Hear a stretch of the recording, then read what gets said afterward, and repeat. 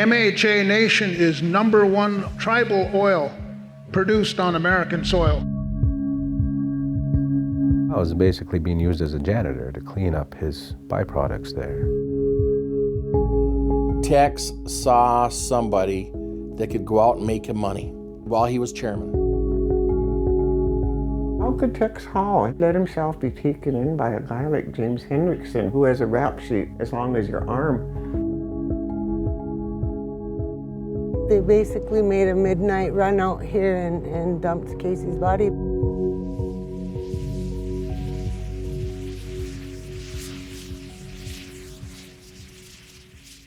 And my Indian name is Ipota, and that's red-tipped arrow. That was my father's name. You know, you're first to draw blood, you know. Ladies and gentlemen, I want to introduce you to our chairman, Red Tip Arrow, Mr. Tex Hall.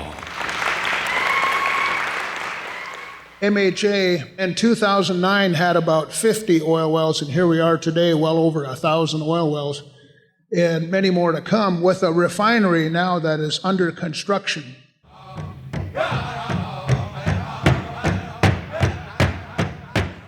In April, Tex Hall hosted his 3rd annual Oil and Gas Expo. Sovereignty by the barrel, the dream starts here. The theme, Sovereignty by the Barrel. As the 3-term tribal leader of the Mandan, Hidatsa, and Arikara Nation, Tex Hall oversaw the boom years of oil development on North Dakota's Fort Berthold Indian Reservation. Fort Berthold now produces 1/3 of all oil in the state.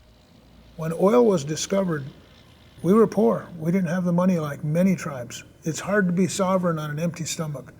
And so he said, the more oil that is produced on Fort Berthold Indian Reservation, the more revenue we can create to create our own regulatory scheme. We'll develop it and we'll protect the environment our way. We won't depend on the great white father in Washington, D.C.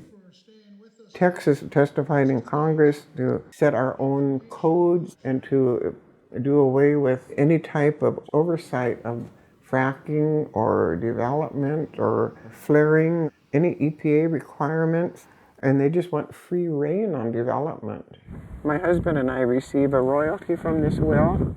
Oil revenue has helped Marilyn Hudson's family afford better medical care, but Chairman Hall's coziness with the industry always concerned her. I call this file Tex Hall Waterloo. He's the one that coined that phrase, sovereignty by the barrel. And that phrase, to me, it's almost shameful. Oil has brought hundreds of millions in revenue to the Mandan, Hidatsa, and Arikara Nation. Like elsewhere in North Dakota, the lure of big money has attracted many out-of-state workers. So pretty much 2 loads a day. It's also led to a rise in crime, traffic deaths, and pollution. All the yellow dots that you see out there, those are all flares. The tribes do have environmental codes, but as chairman, Tex Hall had the authority to enforce them or not. For example, when 1 million gallons of toxic brine spilled on the reservation last summer, threatening tribal drinking water, even the tribe's own environmental director, Edmund Baker, did not know the extent of contamination. The area down there has been put in the national media the largest spill on any Indian reservation of this kind. It was completely discouraging for me as an environmental director, not only in that capacity, but as a tribal member, that things were withheld. I think generally it's safe to say there's conflict of interest there. With so much money and outsiders coming onto the reservation, Tex Hall was in a unique position to both regulate the oil boom and profit from it. While he was tribal chairman, Tex Hall owned a private oil company on the side called Mahishu, basically seeking contracts from the same industry he was supposed to keep in check. It's entirely legal to have a business. So I had a business, and the people elected me partly because of my business skills. You know, and I'm able to go toe-to-toe with anybody from Marathon or Kodiak or whatever oil company because I know the business. Tex saw somebody that could go out and make him money, and while he was chairman. That somebody was James Hendrickson. In 2011, Hendrickson and his soon-to-be wife, Sarah Creveling, were looking for access to Fort Berthold's oil bonanza. To do that, they needed a tribal partner. Hendrickson first called Steve Kelly, a tribal member with a trucking company. James Hendrickson called me from Texas and told me he had 10 trucks and he wanted to come up here and sublease. So I said, come on up. Very nice looking guy, charismatic, very muscular. Sarah, very nice looking lady, very smart. As James Hendrickson had always asked me, he'd say, who's the chief? Who's the chief? Who's the main guy? Who's running the show here? And I said, well, Tex Hall is. Within a year, Hendrickson and Creveling had endeared themselves to the tribal chairman. They subleased with Tex Hall's company, Maheshu, and set up an office in his garage. What Tex Hall and others on Fort Berthold did not realize then is that Hendrickson already had a long history of felony convictions in Oregon, including burglary, theft, and assault. James Hendrickson, if anybody had investigated his background, they would have found a rap sheet a mile long. He came on this reservation and he started to take advantage of people. And who helped him do that? Tex did. Working for the chairman gave Hendrickson and his company Blackstone access and prestige on the reservation. All this stuff was working in 2013, 2012. Steve Kelly began to lose jobs to Tex Hall and his new partner.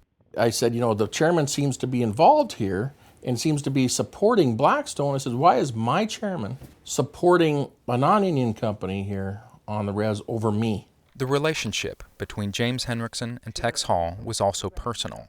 As in any small town, people on the reservation began to talk. Take a look at this one here. This is their on the little paddle boats in Hawaii. Marilyn Hudson and others learned about Tex Hall and James Hendrickson's Hawaiian vacation on the internet. Here's Hendrickson. Here is his wife, Sarah. And this is Tiffany, that Tex's girlfriend. And then there's Tex. Indian people have a real sense of humor. It probably helped them survive so well. So there's been so many comments about these pictures. What's your relationship with James Hendrickson and Blackstone? No relationship. Previously, you know, like 2000, end of 2011, 2012, they were Blackstone was in Hendrickson is involved in Blackstone was a subcontractor for Maheshu, and then they were terminated. You know, so no relationship. There was a photograph circulating about with you and him in Hawaii. You seem to have a close relationship. 2012, he was had a subcontract in 2012, but we're talking what, 2 years ago? Past that last trailer. Several months after he evicted Hendrickson and Blackstone, Tex Hall asked Edmund Baker to remove hazardous waste from his property. I was texted by Mr. Hall saying that I have a few frac socks near my shop. Can you come take care of them? Frac socks are sometimes called the used condoms of the hydrofracking process. They filter residue from production water and pick up naturally occurring radioactivity. This is what they look like after they've been used a bit. Most frac socks exceed the limits for radioactivity allowed in North Dakota landfills, and so they often get dumped illegally. Tex Hall and James Hendrickson's businesses both provided hauling services to the oil fields. Can you take care of these? Is basically take care of these. Once we got there and saw the amount that was stacked there, question marks above our heads, how in the heck could this happen? They look like they've been here for a while. How can you be the leader of 3 tribes and call your regulator and think he'll do a favor for you and be quiet about it? The question comes, why didn't you tell anybody at that time? But at the time, the real scare was, how am I going to take care of my family? I'm going to be strong-armed here. I'm going to be a casualty of this. As an environmental director and how I was raised, traditional teachings and upbringing builds a conscience in you.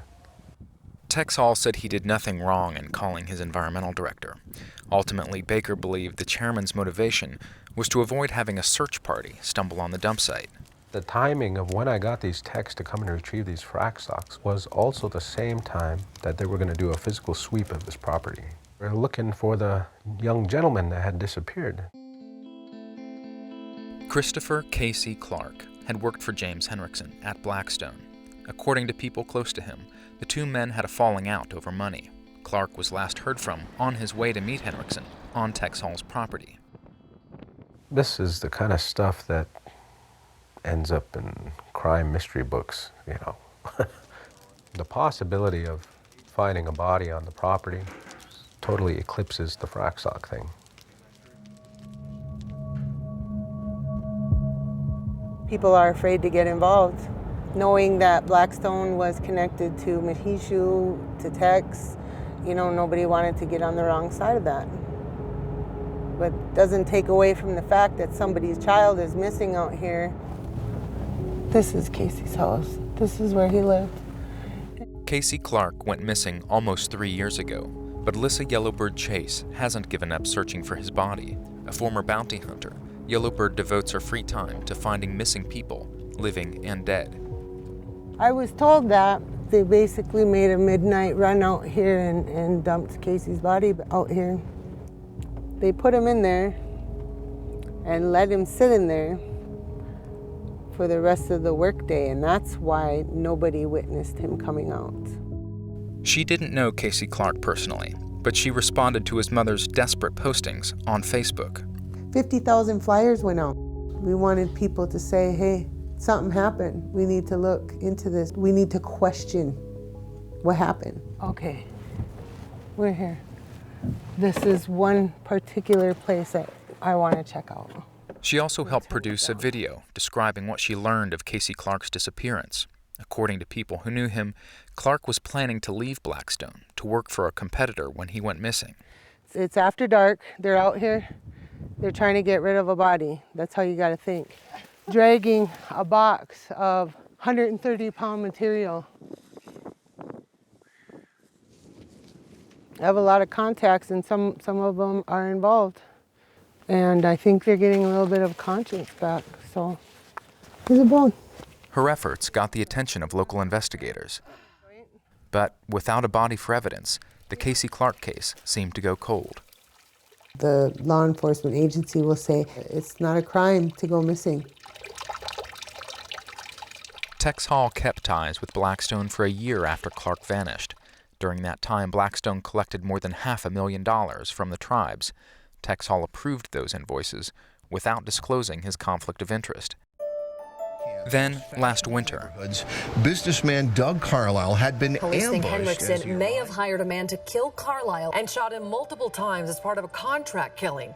a Spokane businessman named Doug Carlisle was shot to death in his kitchen. Hendrickson, he's also connected. Police found a glove with DNA that helped identify the accused killer, a man named Timothy Suckow. And in his getaway van was a written plan for attack and contact information for James Hendrickson. According to the arrest report, Hendrickson had been fighting with Carlisle over an oil lease purchase on Fort Berthold Reservation. You know, finally got out of hand. When it came out that Doug Carlisle got killed, that kind of said, hey, you know, who are we dealing with here? And why are they associated with our chairman?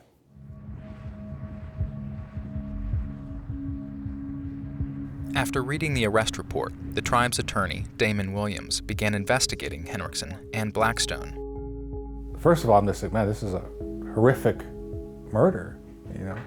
Then you flip to the back of the report and it starts talking about Tex. It starts talking about the 3 affiliated tribes. It starts talking about murder in all these companies.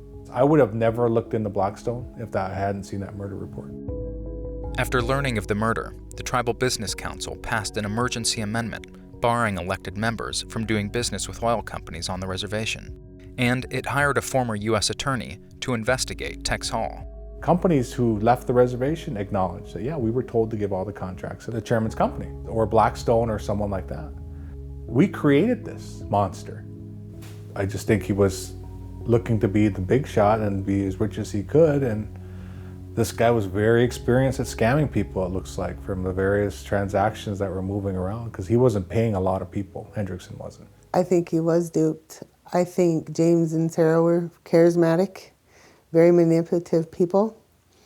From what I understand, they actually did their homework before they even got here. The fallout from his association with Hendrickson did not stop Tex Hall from running for a 4th term as tribal chairman. The day before the primary, tribal members protested outside their government office, demanding to see the report on Tex Hall. Same here.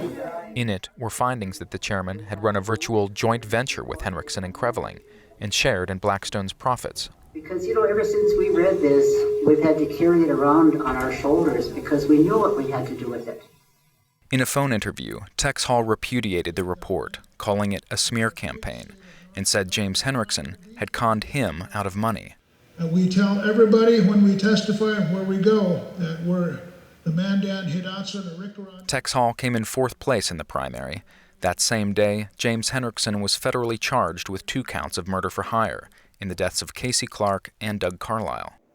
If it wasn't for good people on our tribal council, we would have slid into dictatorship a long time ago. Leading up to Election Day in November, the remaining candidates campaigned on messages of change and reform. You see the intensification of conflicts, of turmoil, of dispute, everything amongst our people.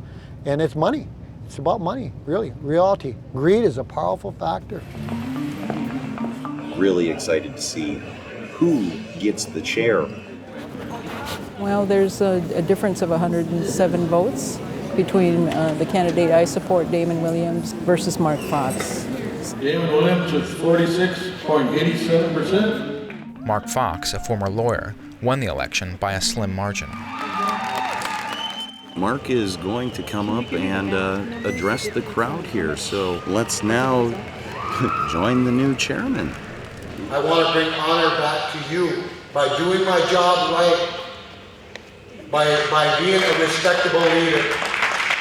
And the Constitution and bylaws of the 3 affiliated tribes. Constitution and bylaws of the 3 affiliated tribes. Many tribal members have not benefited from oil production and still struggle to meet basic needs. Perched on the shore of Lake Sakakawea is a 96-foot reminder of tribal leaders' misplaced priorities. Tex wanted a yacht. Tex wanted a boat. It's a status symbol, and we need to get away from that. It's an albatross of a bad, selfish time that this tribe has gone through. It's our last hurrah, I call it. It's our last chance. And once our oil is gone and the reservation is probably destroyed to some degree, what will we have left, for generations to come?